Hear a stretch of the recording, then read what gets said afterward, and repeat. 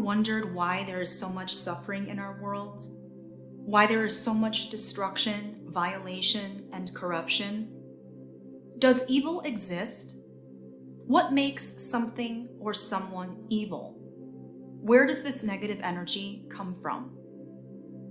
Hi, I'm Elizabeth Hancock with Beyond You Coaching. I want to thank my subscriber R2 who was asked to learn more about good versus evil. We define evil as that which is morally reprehensible or wicked. If we look at our world today, we can certainly find no shortage of this. Evil both fascinates us and repels us. We've made an industry of horror movies, participate in murder mystery parties, enjoy watching war and espionage films, and find serial killer documentaries fascinating. Yet the act and quality of what it means to be evil is largely a mystery to most. Is evil a supernatural force? Is it evil to think a bad thought? Or is evil only ascribed to extreme acts, such as murder? Are we all a little bit evil? Where do we draw the line?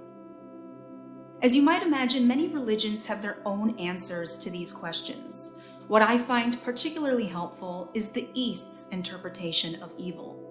If you were to ask a Buddhist, Hindu, or Jain, they would say that evil is nothing more than ignorance. Ignorance being the lack of awareness and understanding that all life is essentially one. A more modern-day approach to this same basic concept is the use of the terms conscious versus unconscious. Conscious meaning you are aware that all life is one, and unconscious meaning that you are completely identified with your mind and its beliefs, thoughts, emotions, reactions, and behaviors. Identifying with your mind automatically separates you from the rest of existence.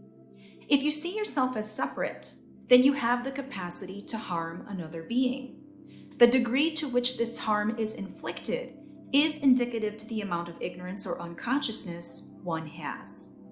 So whether we call it good versus evil, aware versus ignorant, or conscious versus unconscious, we are essentially referring to the same basic fundamental concept. Now, it is not so easy to label someone as evil and someone as not.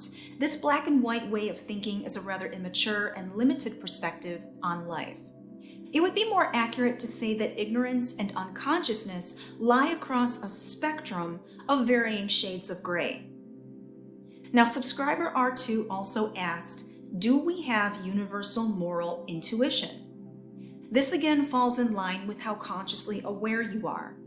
To the degree that you are aware will reflect the degree to which you feel compassion, empathy, and understanding for all other beings.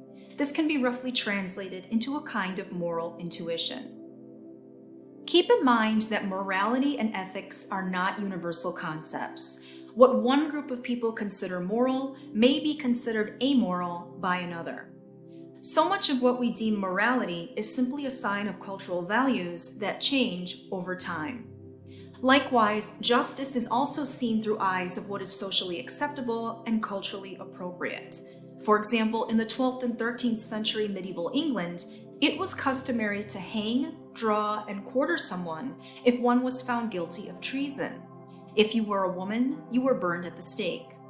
Hundreds of years later, we still grapple with what is appropriate in terms of punishment for various crimes.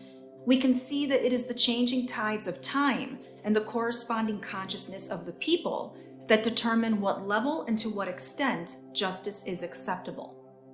What is appropriate now may be seen as primitive or even barbaric in the future. So we are slowly starting to see that what we call as evil, ignorance, or unconscious behavior actually lies across a spectrum that is influenced by the level of awareness each being has. The only difference between you and someone else is the severity of your unconsciousness.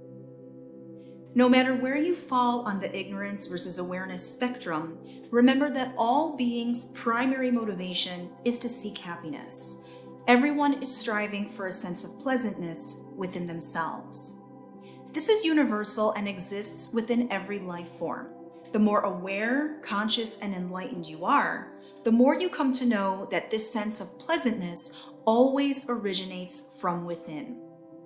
Your bliss and joy, or depression and sorrow, are created only by you, driven by your mind's belief systems and interpreted through your body's chemistry.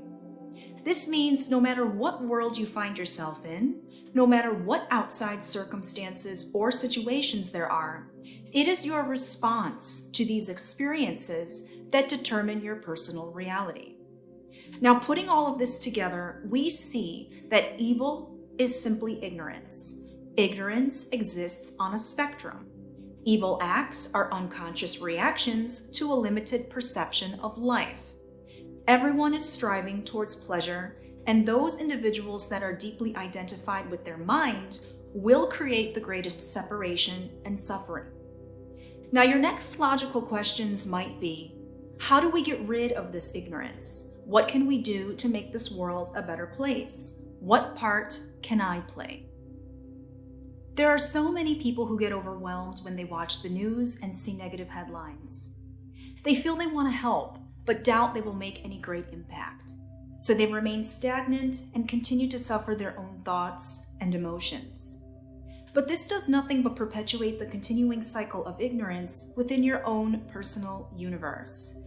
There's only one thing to do and one place to start. Start with yourself. Starting with yourself can look like choosing to think kindly of yourself and others, forgiving yourself and others, being appreciative for what you have, and being grateful for where you are. You transform the world by transforming yourself first. If you see evil in the world, search your heart and discover where you are unconscious and holding deep-seated resentments or anger. If you see injustice in the world, search yourself to see where there is injustice within you. Always start with yourself. Heal those inner places and bring the light of conscious presence within you. When you work on yourself and make your state of consciousness your number one priority, a remarkable thing happens. As you integrate yourself, become whole, forgive, let go, and rise higher in conscious awareness, you become lighter, freer, and as a natural consequence, more powerful. This means your ability to impact more people and life around you naturally increases. As your vibration increases, you draw to you the very situations, experiences, and people that need your assistance, capability, and contribution. This is a natural consequence of becoming more and more consciously aware. We change the world not by what we say or do, but as a consequence of what we've become. Therefore, work on your quality of consciousness and aim to integrate the integrity of your being. Help and assist where you can, while always being conscious to your state of awareness and presence. As you continue to grow in self-mastery, balance, and maturity, life will provide more and more opportunity for you to help others. This is inevitable. Finally, R2 asks, does each human have the choice potential to become more and more enlightened? Given what we have already discussed so far, the answer should be obvious. So I hope this video helped shed some new light into the subject of good versus evil, and I hope you walk away with some good food for thought. Please let me know what your thoughts are in the comments below.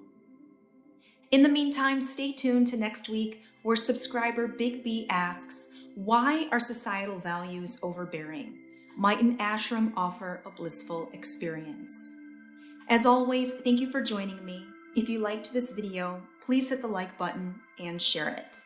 And if you are new here and are interested in learning more about the mind, personal growth, and higher awareness, I invite you to subscribe to my channel. Thank you so much for watching.